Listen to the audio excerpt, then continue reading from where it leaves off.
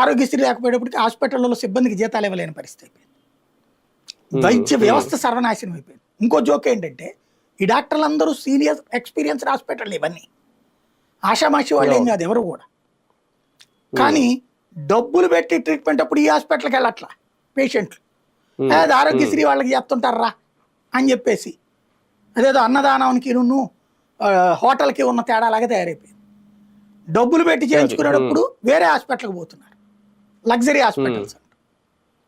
వీటిని ఏదో గవర్నమెంట్ హాస్పిటల్కి పర్యాయపదంగా చూస్తూ బిగించేశారు. వ్యవస్థ కొలాప్స్ అయిపోయింది. ఇప్పుడు గవర్నమెంట్ హాస్పిటల్ మీద కాస్త నమ్మకం ఉంది. ఇప్పుడు ఆ వ్యవస్థని కొలాప్స్ చేస్తే రేపు ఎక్కడికి వెళ్ళాలి జనం?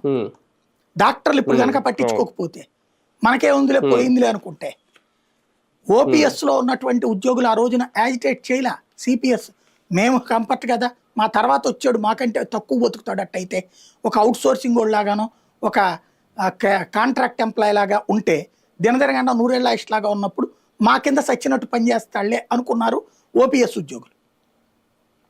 సిపిఎస్ వచ్చింది. సిపిఎస్ తర్వాత సెక్యూరిటీ ఎక్కడుంది? సిపిఎస్ తర్వాత గ్యారంటీ ఉందా? ఇవాళ రోజున సిపిఎస్ తీసేసి ఉద్యమం చేయమంటే ఎవరికాడు తీసేస్తా ఉన్నాడు, కానీ ఇప్పుడు సిపిఎస్ తీసేశారా? లేదు కదా. రేపైనా అంతే కదా భవిష్యత్ అనేది. కాబట్టి వీళ్ళ పరిస్థితి ఏమవుతుంది రేపు పొద్దున? ఇప్పుడు సిపిఎస్ ఉద్యోగుల లాగా అయిపోతాయి.